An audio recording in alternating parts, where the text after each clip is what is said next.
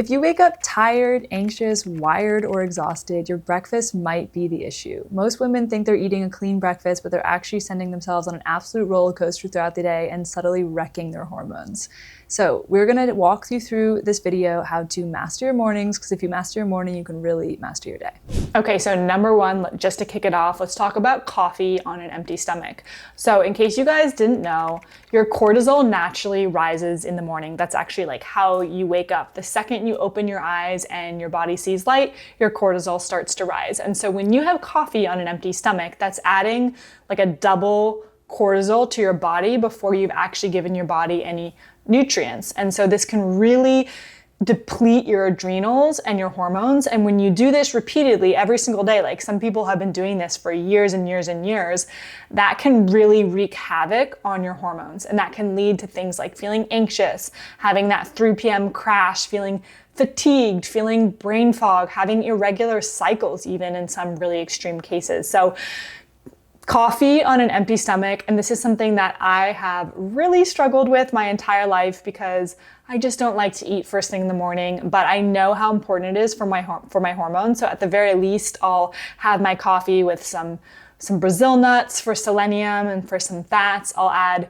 a homemade cashew milk, which is more of like a creamer. It's really rich. I'll add collagen. I'll have a piece of fruit, like anything I can. But coffee first thing, especially if you're not hydrating first with water. Like I think about my dad, our dad, for example. He literally wakes up and the first thing he does and the first thing he puts into his body is black coffee. And we wonder why he's like crazy all the time. And he also has like shots of espresso coffees before 9 a.m. Literally. Yeah. So I'm thinking about in this situation too, not only is he not eating, but he also hasn't had any water yet. Guys, when you're sleeping, you're dehydrated. You literally haven't eaten for the entire, or had any water for the entire night. So when you're dehydrated, and then on top of that, your cortisol is already rising in the morning, and then you're having coffee, it can really wreak havoc for the hormones. And men are a little bit different, so maybe that's why he's still alive and well. But for women, when you do this repeatedly over time, it can really have a big impact on your hormones, and your hormones control everything. So, if you're feeling any of those symptoms that I mentioned, the coffee on an empty stomach could be a reason. And Annabelle's really good at this. She's way better at it than I am. She literally doesn't touch coffee until she's had food, so she can probably weigh in here. Yeah, I mean, in all honesty, I used to, for way, way too long, wake up immediately. I would have some water in my defense, but I would slam a double espresso and go work out. So I think my insistence on having something to eat before I have my coffee now is just really trying to protect my hormones, because I think I did some damage there for a few years. But I also just feel a lot better. I became a lot more sensitive to caffeine in the last year. And if I have coffee on an empty stomach, take me to the moon. Like for everybody's sake around me, I think it's better if I eat something before. Yeah, I guess for people who do like really early workouts, and they don't want to eat in the morning, but they want energy for their workouts, what are some things that you could suggest for those people? Okay, so this comes to our second point, which is ideal timing. And, again, the best thing is if you can eat something within 30 to 60 minutes of waking up. It will really protect you from having that too high of a cortisol spike. But I totally get it. And I sometimes am there where I want to do an early workout and I don't want to be slowed down by a big meal in my stomach, right? And I think Dr. Stacey Sims has done a lot of great work on this, and she has her idea of protein coffee, which I think if you do drink coffee, is a great alternative. Essentially, it's adding a scoop of protein powder to your coffee. If you don't want to do that, you can have, I often will have a boiled egg or two right before my coffee, something small that isn't a full breakfast, but it's almost like a primer, you could say. And then I have my full breakfast after my workout, because I too don't like having it's different on the weekend when you're kind of moving slowly and you have the time, but I don't like that feeling of being rushed in the morning and forcing myself to eat something when I'm not hungry. So having something small before you have your coffee, just to kind of give you that hormonal protection, is great. And then having your full breakfast after.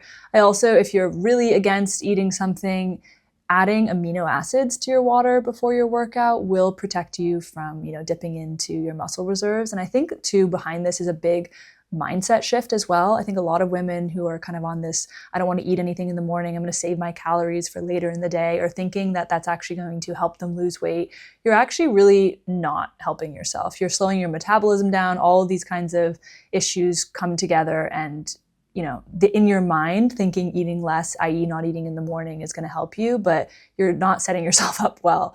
And if you can really understand how the female body works and how your metabolism and your hormones work, and eat in a way that supports that, i.e. eating within the first 30 to 60 minutes of waking, you will not only see way better performance in your workouts, and you'll feel better, your appetite will stabilize, you won't have these up and down wild days where you just can't be satiated and to keep you out of the kitchen.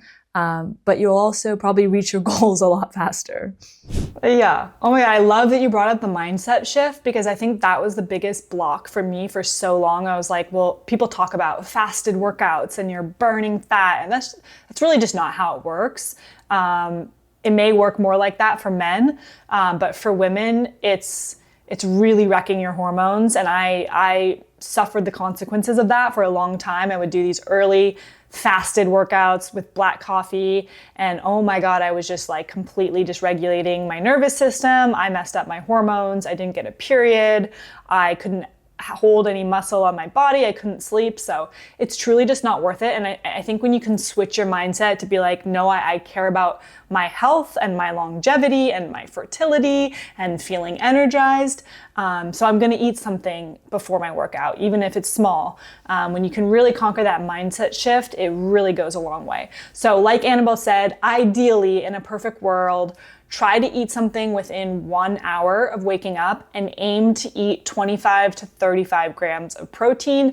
That's going to be the most supportive to your hormones and for your metabolism. So we're going to give some examples now of that, of what really hormone-friendly breakfast can look like, and just some of the things that we eat. So we'll give a few examples. Number one, I'm going to talk about a protein smoothie. So we've talked about this in other episodes, but we always want to go for the PEACE method, which is protein, fiber, and fat. So in my smoothie, I always have some protein, obviously, to get my 25 to 35 grams.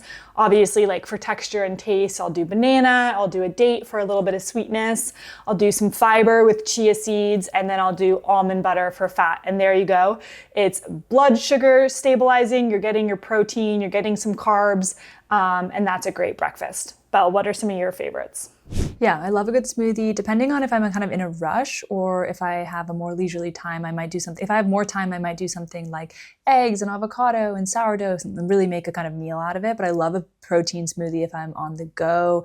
I also love overnight oats where I add protein powder. I also love a Greek yogurt bowl. These are all a bit quicker options, especially during winter. If I'm having Greek yogurt and I want to do berries, I've been really into essentially taking frozen wild blueberries, because wild blueberries have an incredible amount of antioxidants. They're so good for you.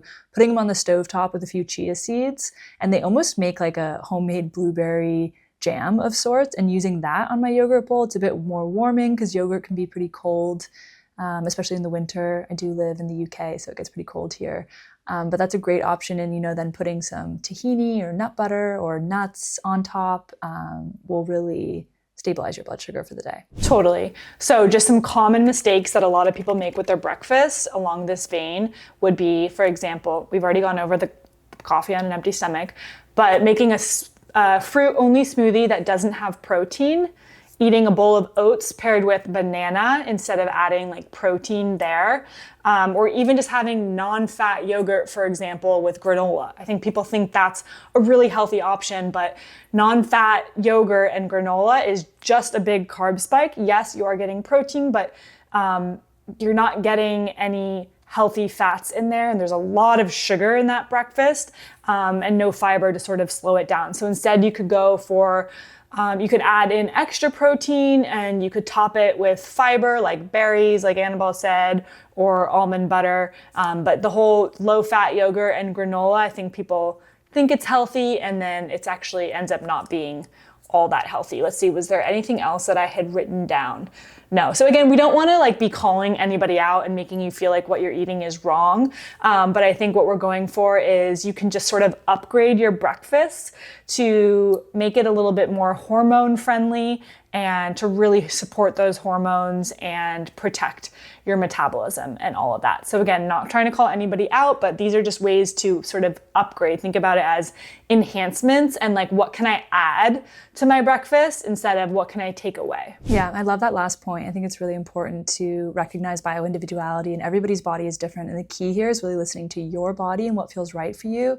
We're just here to also inspire you to make a few changes and to really shift that mindset. Like, I promise you that eating breakfast is not going to keep you from getting the body of your dreams or feeling the way that you want to feel. I think it can really have a mental grip on some girls, and just trusting in that and trusting in that process, you will feel better, you will look better.